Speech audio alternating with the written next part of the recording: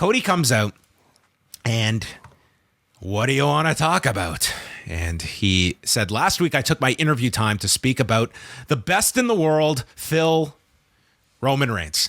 And his path to WrestleMania is a straight line. But Reigns is now defending the titles against Sami Zayn. And the crowd is chanting for Sami. Cody is encouraging them. And he says that it could be me against Sami Zayn at WrestleMania. Not one person in this crowd bought this. This was as much... Bobby Who got more support than the idea that that would be headlining WrestleMania.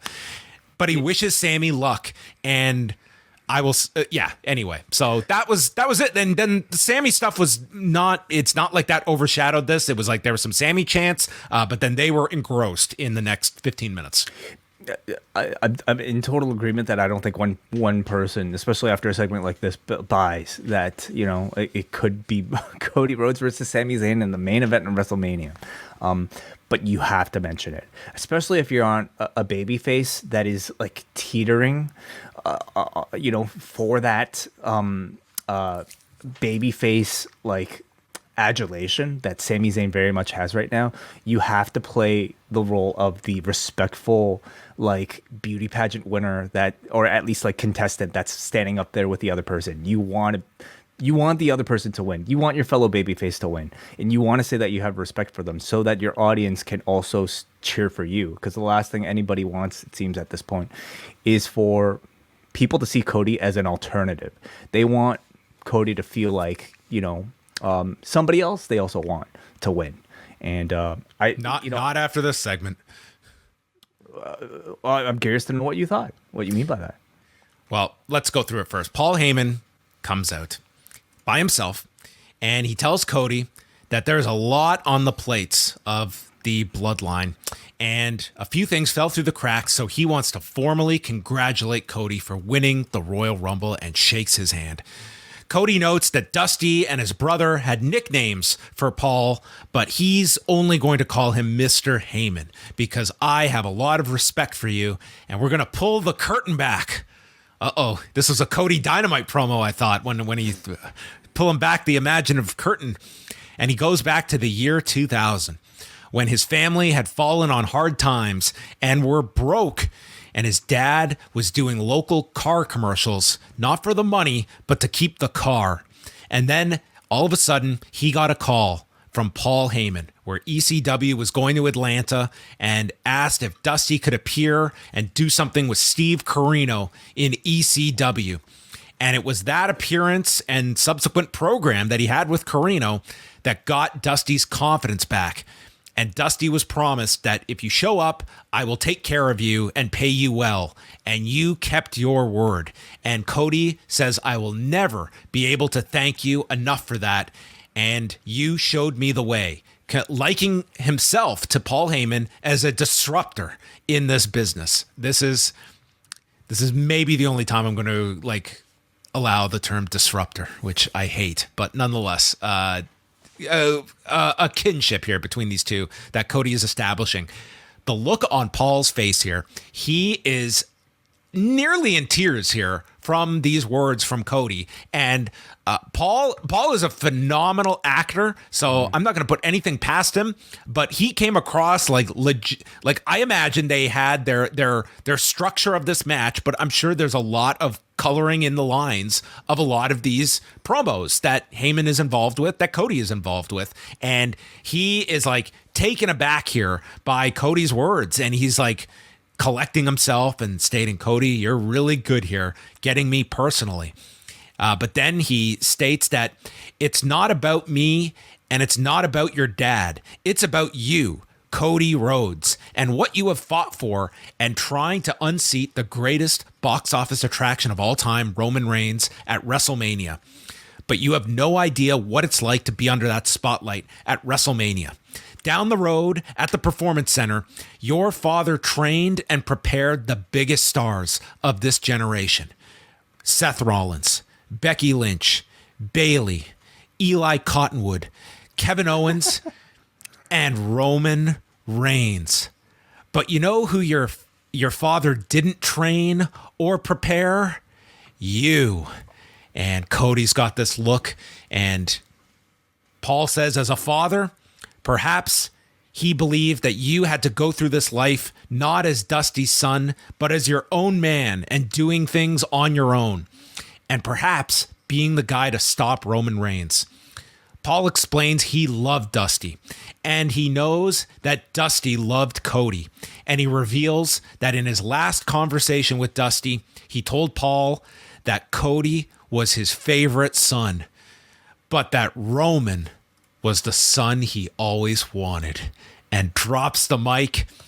Cody walks right up to Paul, and he's looking furious, but instead shakes Paul's hand very aggressively and says that he is trying to win a championship while you're trying to make it personal. Well, you just did. But Paul, you're not going to pay for it. Your boy Roman is, when I take those titles from him personally. This was awesome. I thought this was just a fantastic segment between these two. And if this is what they have in store, this program is going to be red hot by the time they get to WrestleMania. I could not have envisioned a better kind of kickoff to this program where we have not even got the visual of Roman and Cody in a ring together. You don't even have to get to that for a few weeks. Just the teaser here with all the history of Paul Heyman with Dusty Rhodes, of, you know, a story that I thought he was actually going to bring up, that when Paul Heyman was a photographer and sneaking into like the booking like room in WCW, and Dusty like, who are you? And like, this guy had just like wandered into their like booking room when Dusty was like booking Jim Crockett Promotions. Like, there's so much history there that you have to delve into. Well, maybe that's next week. Well, I mean, certainly you have time for all of these stories and such. But yeah, just unbelievable segment. I thought this was terrific. Again, you know, just like last week where I thought Cody delivered a hell of a promo, week after week now, he is silencing any of these sort of questions about whether or not he should actually be the one main eventing WrestleMania simply by delivering grand slam segments here. Every single time he's coming out, these have been fantastic segments. I thought there was a wonderful bit of storytelling here. We got to see a Cody promo at its best, and that's him making use of a real life event or events to sort of craft whatever motivation around his character's current narrative.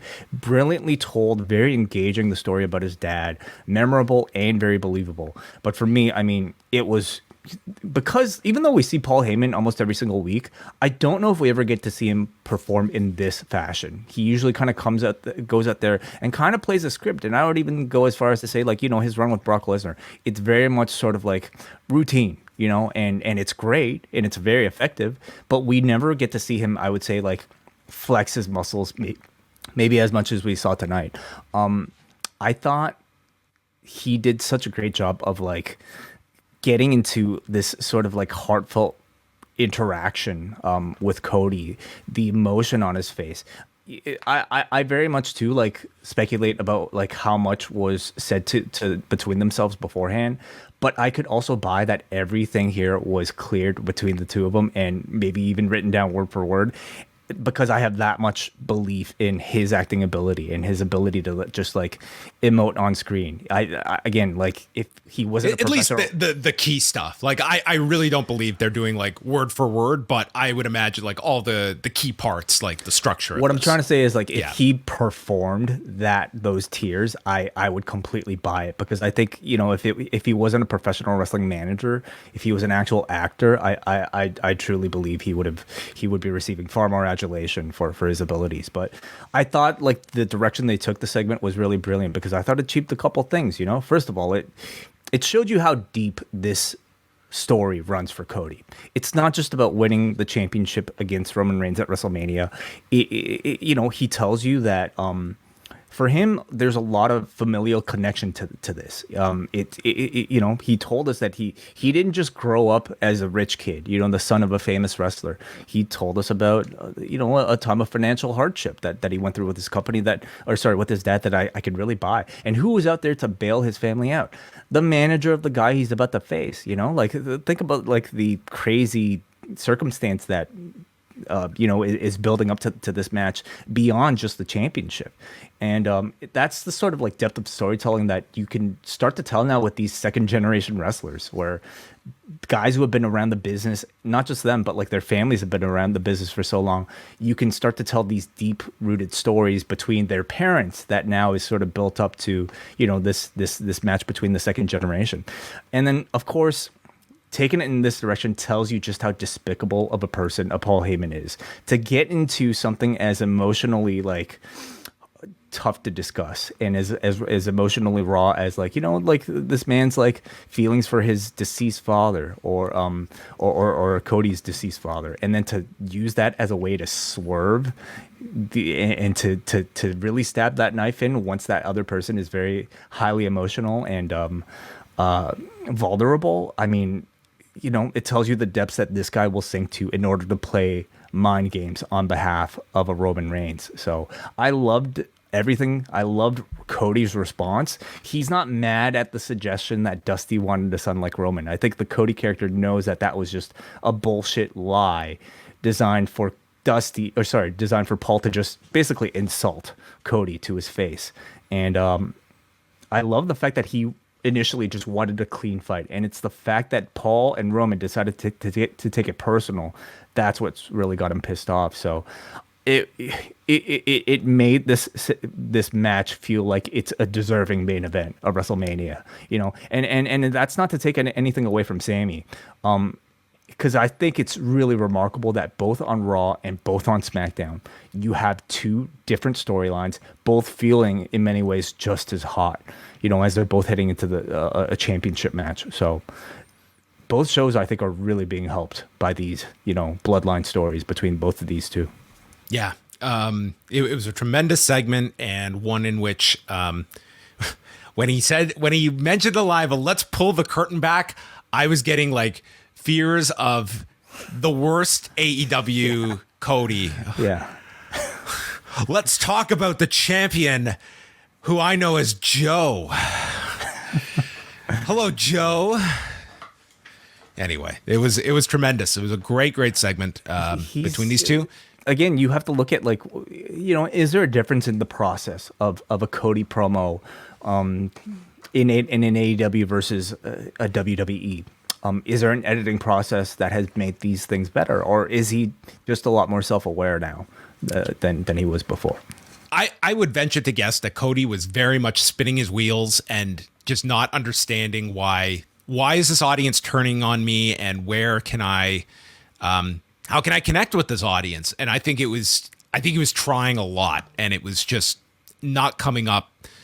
It was just, he was still getting reactions, but it was just so all over the place that I'm sure it did a number on just his kind of approach to his own promos. Like, what is missing here that I had at one point that some audiences are with, others are not.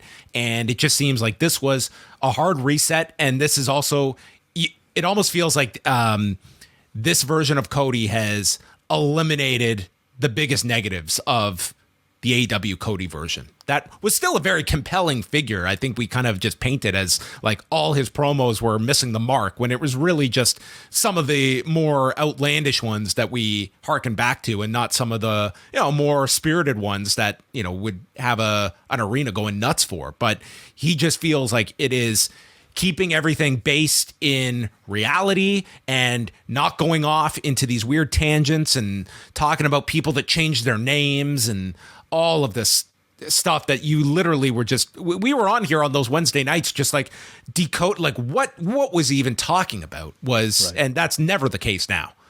Yeah. They're incredibly easy to follow. They're centrally focused on one person. Even the Sami Zayn mentions here, there was no distracting. There's no part of me that really that at all wanted to see Cody versus Sami at the end of this. Obviously, the character had to mention it just in sort of a real, in a kayfabe sense. You don't know who the challenger is that's going to come out of this match, but there was nothing in the promo that led you down that path to possibly want to see that match. So yeah, very clear, very effectively done. And highly emotional, really good. Here is a question.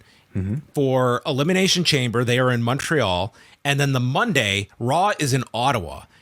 and Cody coming out in Ottawa when presumably Sami Zayn is losing that match, and perhaps it's a big angle that they do at the end. Do you expect just a regular reaction for Cody in Canada coming off of that pay-per-view? I do at this point. First of all, I think they will book that an out of the Elimination Chamber match in a relatively satisfying way that I think still saves face for Sami Zayn. I think so too. And certainly like they seem, from what I've seen, smart enough to like shelter Cody from whatever residual heat that people might have from a Sami Zayn loss, or like in fact, like I mean, can we assume that Cody will completely divorce himself from the Sami Zayn story, or is there a world where the two of them could work together somehow? If Sami fails Cody, like he gives Cody the blessing to take out Roman, something like that. But I don't see the crowd turning really either way. Like maybe Sami Zayn was right, like in that Ariel Helwani interview, and crowds maybe just kind of aren't like that anymore.